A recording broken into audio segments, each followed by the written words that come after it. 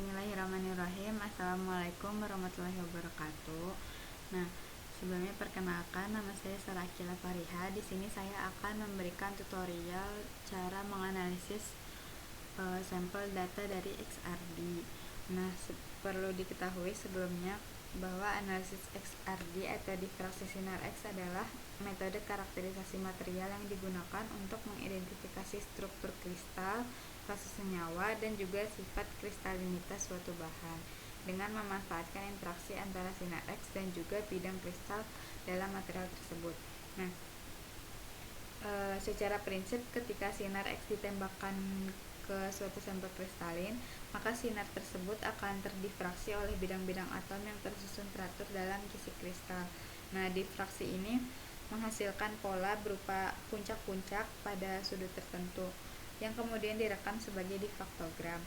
Nah, posisi dan intensitas puncak-puncak tersebut bersifat khas untuk setiap material sehingga dapat digunakan sebagai sidik jari untuk mengidentifikasi fase kristal yang ada di dalam sampel. Jadi kita di sini menggunakan beberapa software yaitu Profex dan juga Match. Nah, dan juga beberapa software pendukung lainnya kayak Mercury, Origin, dan juga Excel. Jadi nanti sistemnya kita mengupload file sampel XRD kita, kemudian nanti dicocokkan di dalam kedua software tersebut. Nanti software tersebut akan memproses dengan database yang ada di dalam software tersebut. Jadi mencocokkan kurvanya ini paling cocok sama database yang mana. Kemudian nanti akan muncul beberapa parameter yang akan kita dapatkan gitu. Pertama kita mulai dari ini dulu ya, Profex. Kita buka dulu Profex. Di sini saya menggunakan Profex versi 5.6.1. Caranya yang pertama kita drag dulu ini sampel data XRD yang kita punya, di drag ke Profex, ditaruh di kotak yang ini yang kecil. Nanti akan muncul difraktogram seperti ini. Kemudian kalau misalnya nanti tampilannya seperti ini, tinggal dipencet ini aja, window, terus search my spaces. Kalau misalnya kayak gini tinggal dipindahin ke directories, nanti ininya bisa di checklist. Nah, ini sebenarnya kolom kalau misalnya kita udah tahu sampelnya, kita bisa tinggal cocokin aja ke yang ada di sini. Kalau misalnya belum tahu, bisa di checklist semua atau pokoknya checklist kemungkinan fasa yang muncul di dalam sampel kita. Di sini aku checklistnya ini SiC, fosfat, mineral, BGMN. Kalau misalnya semakin banyak yang kita checklist, maka nanti proses runningnya tuh akan semakin lama. Kemudian ini juga bisa dibatasi lagi dengan menekan sampel-sampel yang ada di sini. Pertama ini kita ini dulu semuanya. Kalau discarded ini artinya dia gak ada. Jadi gini, mandatory itu sampel yang udah pasti ada di dalam sampel kita. Misalnya di sini aku tahu dia tuh AlO2, Al2O3. Jadi pencet yang ini sampai warnanya hijau. Nah, tapi kalau misalnya belum tahu isi sampel di dalam sini tuh senyawa apa, bisa di skip aja gitu ya. Terus kalau misalnya opsional, ini udah pasti ada, udah pasti ada, maksudnya bisa ada bisa enggak. Jadi kemungkinan ada, bisa juga enggak ada. Di sini aku coba yang ini aja deh, yang putih. Terus at least one ini juga sama ya, mirip-mirip sama opsional. Terus discarded itu yang udah pasti enggak ada di dalam sampel kita gitu. Kalau misalnya belum tahu, ini di skip aja. Kemudian di kontrolnya ini instrument configurationnya sesuaikan sama yang ada yang teman-teman gunakan saat melakukan uji laboratorium, uji XRD, analisis XRD. Ini juga disesuaikan, tapi biasanya CU. Kemudian ini number of iteration itu artinya berapa kali sampel ini mau diiterasi untuk mencocokkan kurva ini dengan yang ada di database dalam Profex ini. Itu biasanya 10 sampai 50 kali, tapi karena ini sebagai contoh jadi 10 kali aja cukup. Tapi kalau semakin banyak, misalnya 50 ke atas, maka hasilnya itu akan semakin baik atau hasilnya semakin cocok gitu. Terus ini minimum angel ini kita lihat dia tuh mulai terlihat puncaknya tuh di sudut berapa. Di sini kan kita lihat ada di sini ya sudut pertamanya. Jadi aku mau setting dari 20 aja. 20. Kemudian maksimumnya juga di sini. Di sini ini kan 70, tapi di sini dia masih ada. Jadi kita 80 aja. 80 atau 85. 80 aja. 85 enggak apa deh. Kemudian ini bisa pilih streak, bisa medium, bisa loose. Kalau streak artinya harus cocok gitu sama yang ada di harus cocok sampel yang ini sama yang ada di database. Kalau yang ini pokoknya kalau streak itu sesama mungkin puncak-puncaknya sama yang ada di database. Kalau yang ini medium juga nggak terlalu sama, nggak apa-apa. Kalau misalnya loose berarti nggak sama-sama banget, nggak apa-apa. Nanti ini akan menentukan hasilnya apakah dia tuh akurat apa enggak. Jadi karena aku mau hasilnya akurat, jadi streak aja. Kemudian cristalinity-nya ini tergantung sama puncak-puncak yang ada di sini. Karena ini puncaknya tajam-tajam semua, jadi aku pilih yang high. Ini bisa aja medium, bisa low, bisa nano, tergantung dia ini tajam atau malah melebar. Biasanya kalau tajam-tajam itu dia udah pasti kristal. Kalau yang agak melebar gitu bisa jadi dia amorph. Jadi tinggal menyesuaikan dengan sampel masing-masing. Kemudian setelah di setting, kita pencet ini run search match untuk mencocokkan dengan yang ada di database.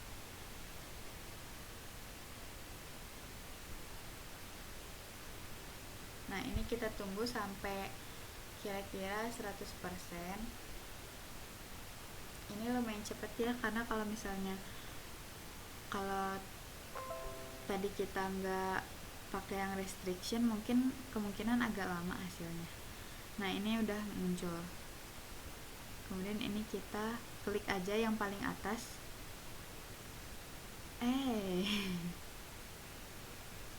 Ini kan nilai FOM itu kayak skor seberapa mirip dia dengan yang ada di database ya teman-teman, si sampel ini. Jadi kalau misalnya dia gede mendekati 1, berarti dia paling cocok, pokoknya dia cocok banget. Tapi kalau misalnya dia nilai FOM-nya sedikit, berarti dia tidak cocok lah. Ini yang paling tinggi nilai FOM-nya itu corundum, jadi kita klik aja yang corundum ini. Match, kita anggap match dia. Kemudian kita ini dulu klik yang ini, add atau remove paste. Terus kita oke aja. Nah, kemudian kita klik yang ini, run the refinement yang ini, untuk mendapatkan data parameter-parameter yang ada di sini. Kita klik.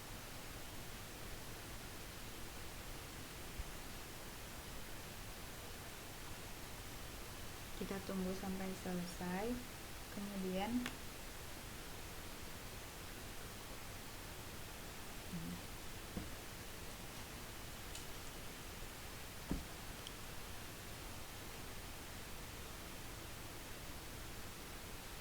nah, ini udah ya teman-teman.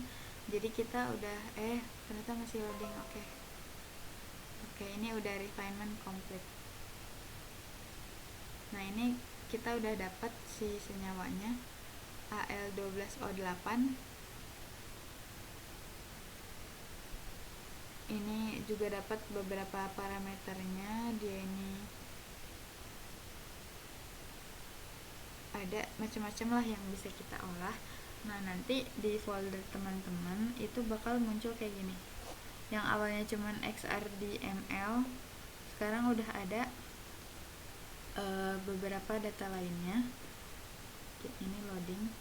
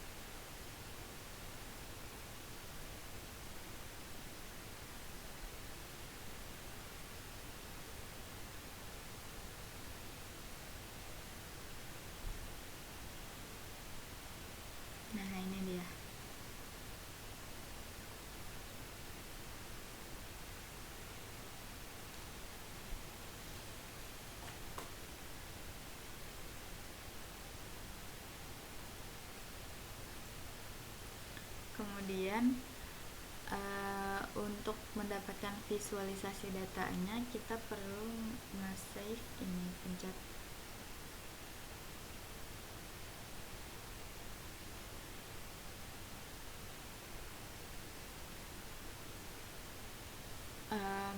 kita perlu pencet ini ya, file,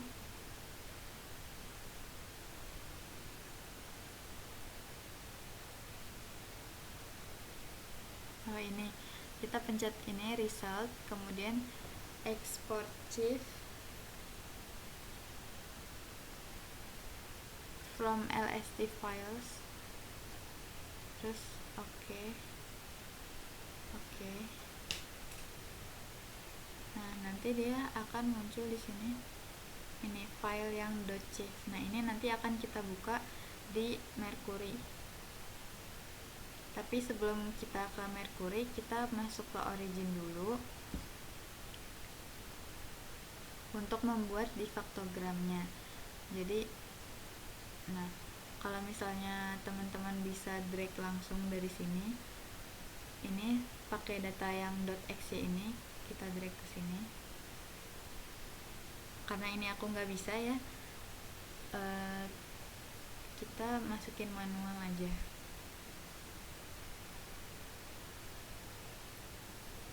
Pertama database import. Sebenarnya ada beberapa cara buat masukin secara manualnya, cuman aku mau nunjukin kita coba cara pertama dulu, nanti kalau nggak bisa baru kita pakai cara yang kedua.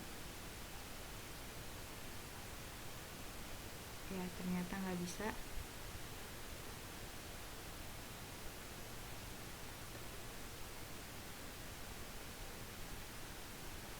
Kita pakai cara yang ini aja teman-teman. Kalau misalnya nggak bisa, tinggal ini kita rename aja, ini kita ubah jadi .txt.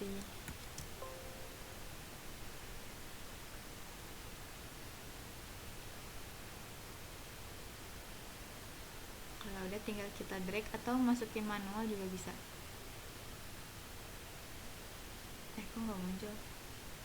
Manual juga bisa sih, kita manual aja.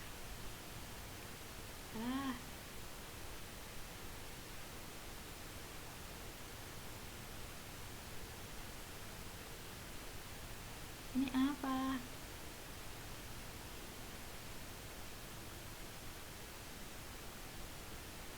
Oke, sebentar ya teman-teman.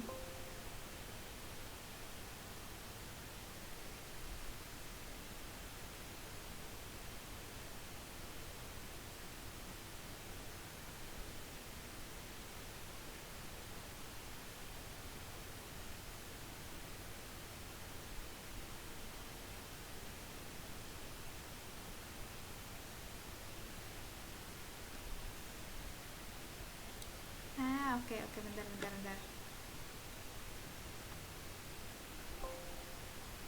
Bentar.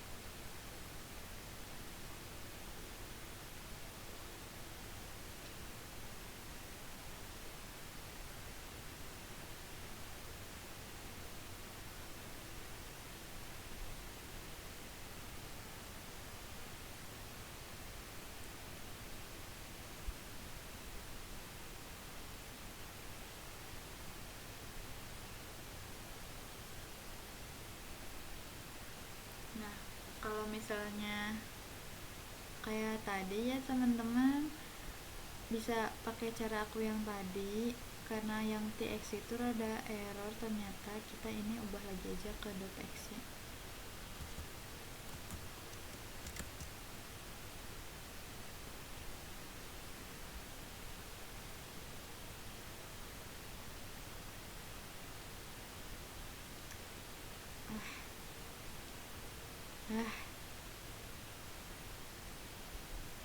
Kita pakai yang ini aja ya, coba kita import. Tadi cara yang pertama, kalau misalnya tadi importnya belum muncul, tadi teman-teman pencet ini dulu, terus ikutin cara aku yang tadi di sini ya. Kita klik import, terus single ASC. Kalau udah, coba kita open dokumennya, terus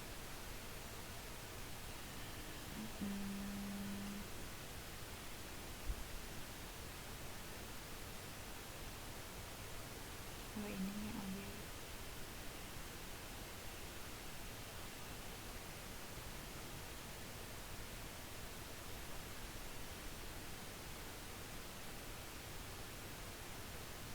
Nah, nanti kan muncul kayak gini. Ini tinggal kita namain aja. Ini apa? Diffraction angle, satuannya itu 2 theta. 2 theta.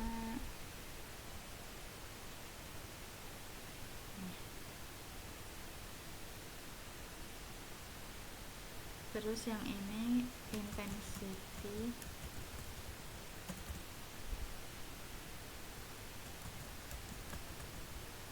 kalau udah 2 ini kita plot ke line.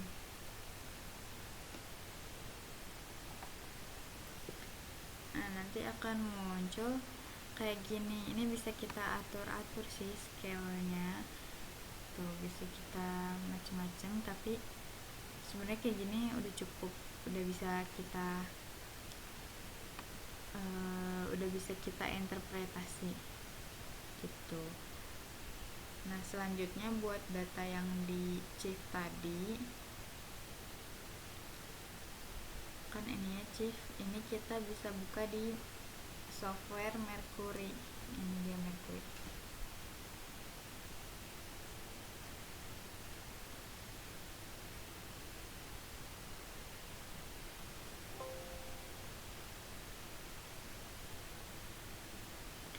Tinggal kita pencet file, terus open, terus ke folder yang tadi.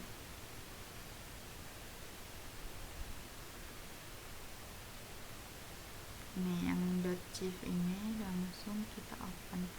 Nanti akan muncul deh kayak gini. Ini bisa di zoom, bisa kita lihat ininya, namanya. Bisa juga ininya kita macam-macamin, bisa yang garis-garis, bisa yang begini, bisa yang ini, bisa yang space fill, bisa yang ellipsoid. Aku sih suka yang ball and stick aja tuh. Terus kalau misalnya mau benerin layarnya, tinggal ke display, terus colors, background setting. Ini bisa dipilih buat backgroundnya, tapi aku mau putih aja gitu deh. Selanjutnya kita lanjut ke match di video yang satu lagi.